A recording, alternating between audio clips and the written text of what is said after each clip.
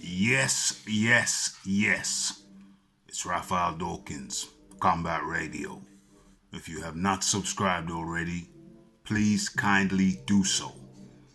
And today, we're looking at last night's interview of Deontay Wilder by the Boxing Voice. So, in this segment, Deontay Wilder is asked questions pertaining to why he has not fought Whyte. Dillian Whyte. Without any further ado, let's get into it. Let's see what he had to say about Dillian Whyte. Let's cut the music and head on over. Check it out. Look, man, you just brought up another one. This is another one. We tried to get him. I told him to sign with Al. He came over here. That's the way he was coming over here to check out the city, really. This man was like, right, he doing all that whooping and hollering, bro, because they know when you get around real niggas. So, Deontay Wilder states that all Dillian had to do was change his promoter. So in order to secure a fight, Wilder is suggesting that Dillian Whyte should change promoters. How ridiculous is that? Why would you have to change a promoter to get a fight? That's the first point. Let us continue. Nigga, you don't really do that shit because I'm a real one, bro. I'm with that. This nigga came all the way over here in the same room as that motherfucker was quiet like a mouse. The three blind fucking mouth. I ain't know that dude was up in the room. But you whipping all 1,000 fucking miles away. When you in the room with me, you could have made a fight then. You in the fucking room with me and I ain't even hit you over there in the corner. They said you in the fucking corner. Balled up and shit. Don't want to say a goddamn word. But so, Deontay Wilder is suggesting that Dillian Whyte was in the same room as him. But apparently he was balled up in a corner. Dillian Whyte balled up in a corner? That sounds legit. But you want to go thousands of miles away over there across the pond in your safe haven? And then want to advertise? Keep advertising me, nigga. You had an opportunity. You could have signed with the PBC quick. So, once again, Deontay Wilder, instead of responding to Dillian Whyte's call-outs, Dillian Whyte, who's been the WBC #1 ranked fighter for 18 months, instead of responding to his call-outs to make a date. Make the date, mate. Remember that? Make the date, mate. No, he's not coming with that now. He's saying that when Dillian Whyte calls him out, Dillian Whyte is advertising him. He takes that as advertising.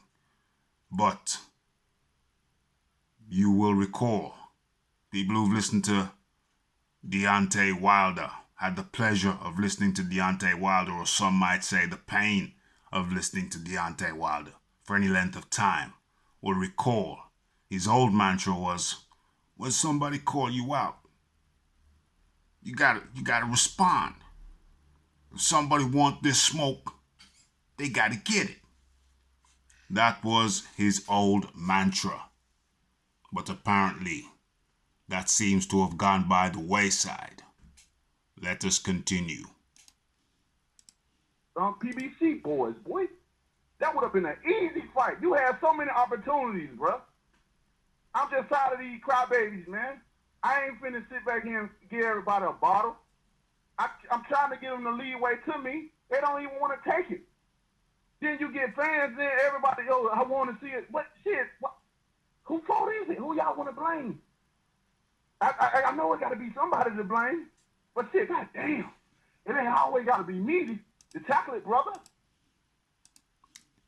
Who's to blame?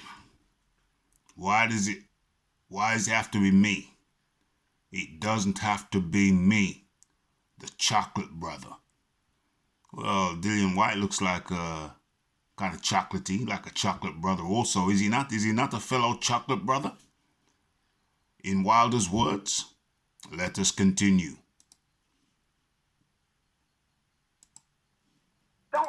blame me. I give these guys opportunities. He had, well, how many times that was? 4 or 5? He could have easily did the Ortiz fight or easily signed with us. We were done with it. One fight deal, bro. That's all you had to do. But you didn't want to do that. You flee back to your country. And the next thing you got on and start advertising me. You come over here, don't say shit. But then you get back over there advertising because these niggas know who the realest one in the industry. I don't play no games, bro. So, Wilder states he could have easily taken the Ortiz fight. The Ortiz fight that Wilder suggested. If you fight Ortiz, if you beat Ortiz, then you can get me. But who did Ortiz have to beat to get you, Wilder? Who did Spilker have to beat to get you, Wilder? Who did Bermain Stavern have to beat the second time? I forget that one. He was a mandatory. You see? We can go back down the list of all the cruiserweights and all the second-tier guys who you fought happily and willingly. But now when it comes to Dillian Whyte, he's got to beat someone to get to you. Let us continue. I appreciate it too, man. Every time, I swear to God, I appreciate it. Like, this from my heart, White, from my heart. Continue to advertise me and promote me, man. Because at the end of the day, you can holler and scream all you want, but you already know you could have been had me, bro. Like, it wasn't hard. You had many opportunities.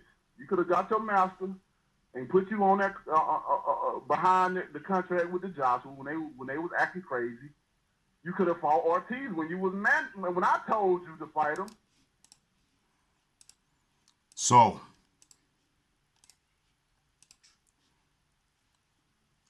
So Wilder is suggesting that Dillian Whyte should have fought Ortiz when Wilder suggested. Once again, I get back to it. Who did Ortiz have to beat to get to you, Wilder? Who did Spilker have to beat to get to you, Wilder?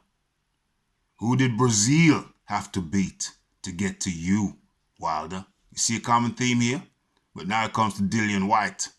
He's got to fight Ortiz to get to you.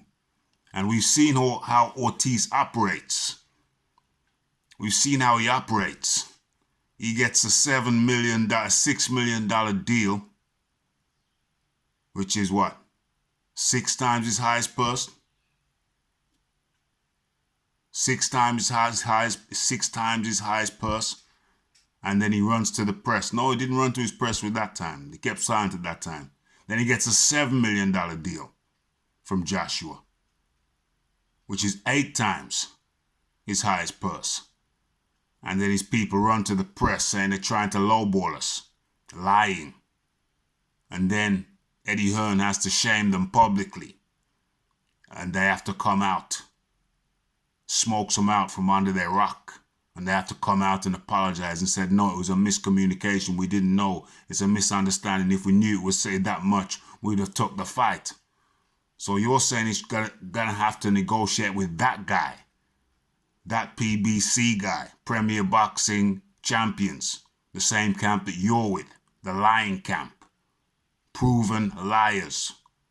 And he has to negotiate with a proven liar. And whatever offer he sends, Ortiz is going to come back and say, no, we never received no offer. That's who he has to negotiate with. Carry on. Then I promise you I'll give you that shot if you fight him and beat him. But then they already mandated you to fight him. You opt out again. That was 3 different times. It's probably one more of the time. I think there's so much shit been going on with me and these people. You know, it's crazy. But he had multiples of occasions to fight me, and now all of a sudden, he says it was mandated. The WBC followed you. You was the one who mandated it. You was the one who said he should have to fight Ortiz before he gets to me. And then the WBC came out and followed suit after you did it. So it was more your mandate than the WBC's. But you see this guy here? He beat this guy here. He beat this guy here. the former WBO champion, Joseph Parker. He reached high heights than Ortiz ever has. He's fought better competition than Ortiz ever has. He's fought both Joshua and Whyte. Who's the best competition Ortiz has ever fought? It was you, Wilder. It was you. And who did he have to beat to get to you? Exactly. Nobody. But let us continue. You want no. You just want to come straight to me without having to go on through that. No, fight a killer. Fight a killer. Fight a killer, says Wilder. Fight a killer before you get to me. And once again I asked, which killers did anybody who got to you had to fight before they got to you? You see? Wilder has this double standard when it comes to Dillian Whyte. Dillian Whyte has fought multiples of killers. He's fought Anthony Joshua, the unified heavyweight champion. He has fought Parker, the ex-WBO champion. The guy you offered people saying between 600,000 and 1 million to fight you. Parker declined, came over to England and fought Joshua for $6 million. The $6 million man. While you was offering between 600,000 and 1 million. Cheap. Cheap. But now, Dillian has to fight another killer before he gets to you. He's 4 killers already. Bigger killers than Ortiz, Spilka, Duapas. Those cruiserweights you fought in the past. Yeah? It's time to man up, Wilder. It's time to man up. Stop ducking Dillian. Stop making excuses. Whatever happened to when someone calls you out, you have to respond. How about responding to your number one? The number one fighter in the organization. The organization in which you hold the belt, the WBC. There it is. It's strapped around you. You got it strapped around you. You say it's the best belt, but you won't fight your number one challenger. Dillian Whyte, 18 months waiting. Cut it out.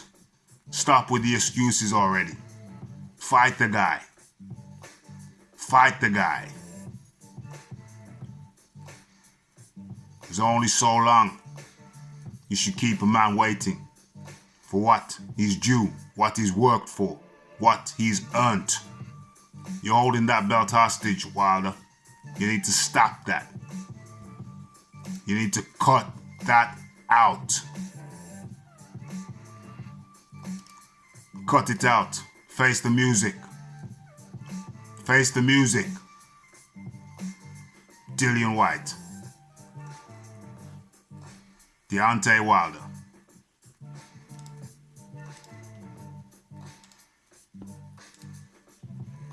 The hostage. The belt he's holding hostage.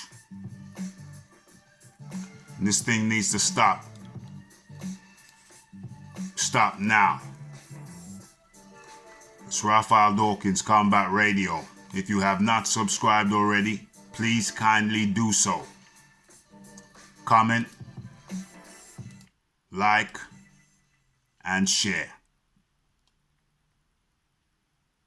It's Raphael Dawkins, Combat Radio, and I'm out.